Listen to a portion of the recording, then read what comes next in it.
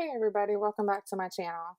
Today I'm going to be showing you how I edit my photos to put on Instagram. I've gotten a couple of, there was a couple of people that have asked how I edit my photos, how I get the background so white, what I use to edit them and whatnot. So I figured I would do a video and just kind of show you how I go through that process. I use a photo editing tool on my iPhone. It's Snapseed. I don't use multiple ones. I know some people use PicTapGo, but I'm really not a fan of that because you can do a lot more to your photos and Snapseed, I feel. That's just my opinion. Um, so I use Snapseed, and it's a free app by Google. So we're going to open Snapseed up, and what I did is I just hit open at the top, and then I brought in a photo that I wanted to edit. So the first thing that I do is um, number one, make sure my phone, the brightness is all the way up so that when I do brighten the photo, it is, I see what it's going to really look like, and I don't end up overcompensating in brightness on the program. Okay, so the next thing that I do is I start out by cropping it. I crop it into a square so that it fits Instagram. And then basically, depending on what kind of photo I'm posting, normally I just center it. And then the next thing, we're going to go to tools and we're going to hit white balance, because if you see, the photo is very,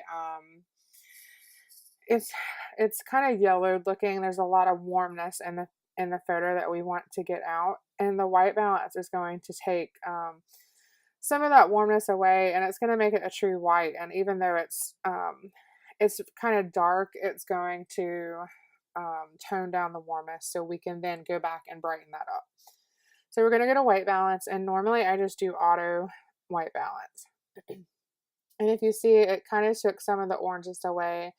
If you tap on the picture and hold it, it will show you the before of what you've done. And you can also adjust the slider up and down however it's pleasing to your eye, basically. So now that we've done our white balance, we're just going to hit the check mark to say okay. And then the next thing we're going to go to is curves. Curves is going to adjust the brightness and things all over the picture, and it has this little slider that you can use. And once you just slide it around, basically hold your finger on the line and slide it around and everything to where it starts to look like the way you want it to look, basically.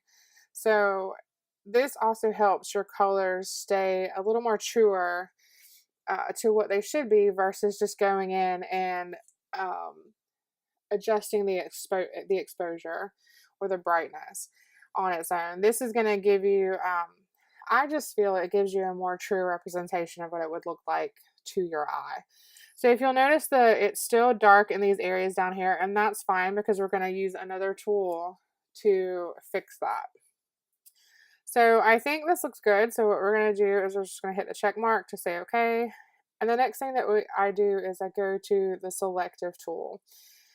The selective tool lets you put a little pointer anywhere that you want to on the picture, and it will allow you to brighten or darken that specific area. So what I do is I just start in just a random place on the photo, and then if you slide the slider left or right, it'll brighten it if you go to the right, darken it if it goes to the left. So I just brighten it until I think that it looks like it's supposed to do. And you kind of have to do this all over the picture. Okay, so you just hit okay, and then you just go back to selective. If there's an easier way to do this, I don't know. If you do use Snapseed and you know of an easier way to not have to go back into it every single time, please let me know, because I would love to know that. Okay, I also go in and I hit every corner, because the corners will still look a little bit yellowed and dark if you don't go in and take it to the very edge. Okay, so we just go about the entire photo and just different places all around, hitting the corners and hitting the very edges.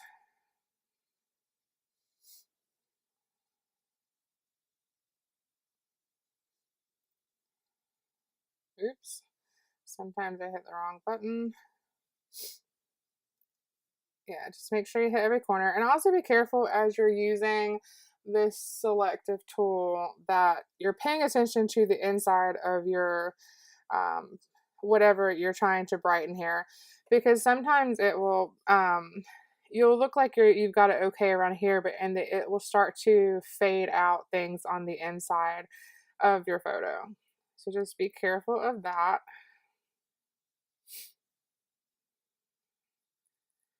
I'm just going to keep going around.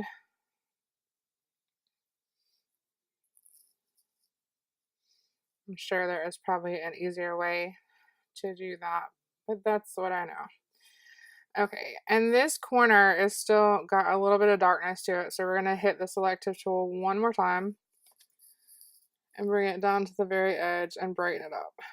So just take a look at it, and once it looks like everything is pretty even in terms of brightness, then we will move on to the next step.